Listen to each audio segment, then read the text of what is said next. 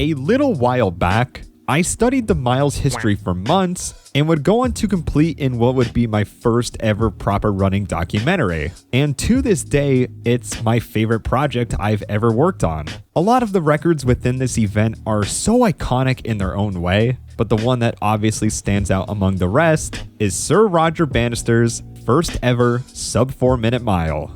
While I did hone in on this record more than almost anyone else's in the video due to how groundbreaking and familiar it was, there were a few things I intentionally left out due to my own skepticism surrounding the actual limitations of this time. What I mean by that is you'll hear every once in a while that this 4-minute barrier was alleged to be impossible or not doable without significant health repercussions. When I completed my last high school year of track and field, I vaguely remember attending a banquet where an alumni came in to talk about Bannister's achievement. In his retelling of the events, I'm almost certain he mentioned the 4-minute mile being considered impossible and that Bannister defied these insane odds that no one thought could be defied. While there is a bit of truth to the 3:59 being considered impossible, it doesn't extend too far beyond that, and there's a lot of misinformation surrounding it overall that I thought would be a fun video to make out of.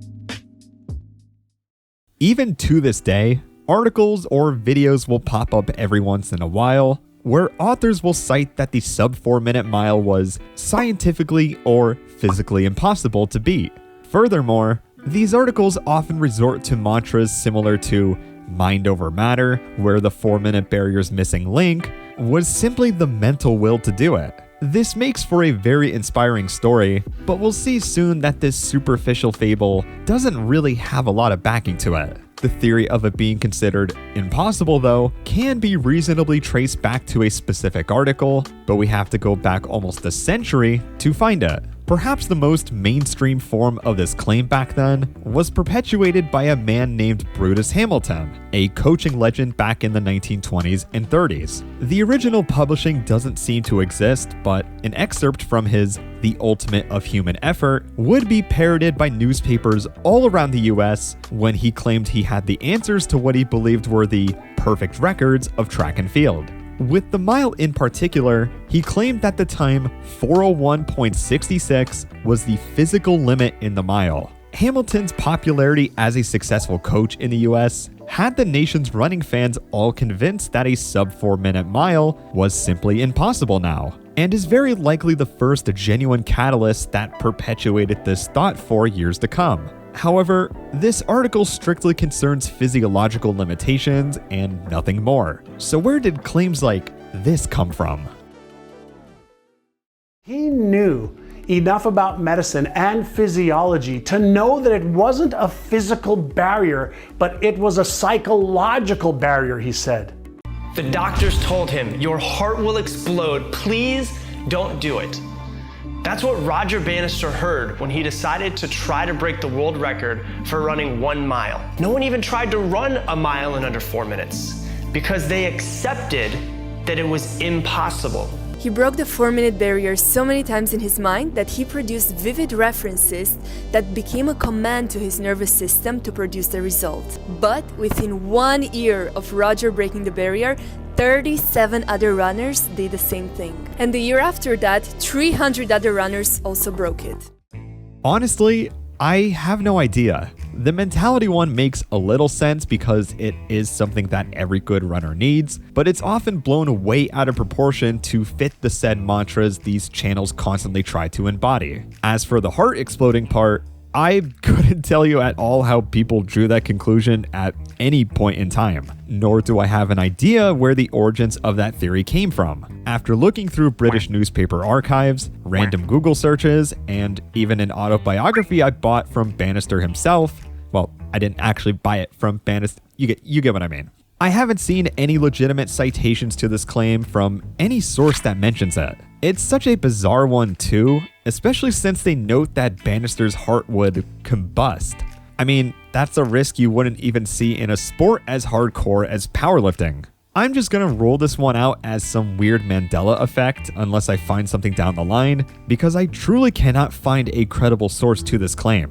As far as scientific evidence goes, there was a journal article published back in 1943 that caught quite a bit of traction in athletics media outlets. Dr. Alfred W. Francis would look at Swedish duo Gunnar Hägg and Arne Andersson's records and assert that the sub-4 mile was an imminent possibility after plotting a specific curve that proved as such. So in terms of it being considered impossible around Bannister's era, this doesn't seem to have much backing either. But I do want to pivot now towards those two athletes previously mentioned, because they perhaps had the greatest impact towards the sub-4 minute barrier. Very few people will give credit or even remember these two runners, but by themselves, they brought the record down by such a significant margin in such a short period of time. When World War II came around, this obviously shook up many things, including the athletic scene. But Sweden, virtually unaffected, had two athletes that would show to be the best milers in the world at the time.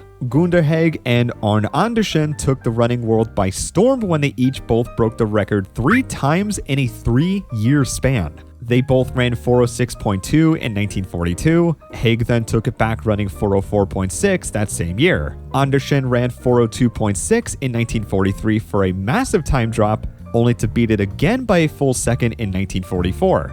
Then Hägg got the last laugh in 1945, where he ran 401.3, finally surpassing Hamilton's theoretical limit by a few tenths of a second. This was an unprecedented volume of records to be beaten in such a short amount of time, and is very likely the reason why it went almost a decade without it being beaten. These two likely could have broken the 4-minute barrier within the next year or two, but after getting caught being paid to run, which was illegal at the time, the Swedes were deemed as professionals and were basically barred from competing anymore. It did take a few years before a consistent wave of low 4-minute times were even run again. But when it did happen, there were quite a few. But Bannister's immense talent and grit would triumph in 1954, where he beat the record by just shy of 2 seconds, and of course caught the elusive barrier on the way. Overall, Sir Roger Bannister's 359.4 will remain to be a one-of-a-kind mark, but it really was an inevitability ever since the 1940s, where the Swedes proved it was more than possible, and there was even scientific backing to this as well.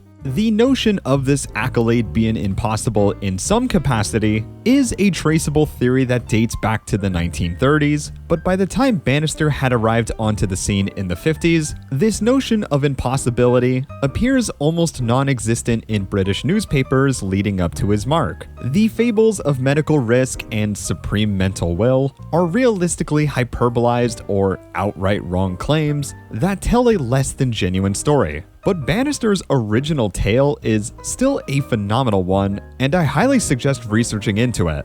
I'd imagine a lot of you have heard your own version of this story, so I'm actually quite curious to know how and what all of you have heard regarding Bannister's legendary time. With that said, I'll see you all in whatever video I upload next, and take care.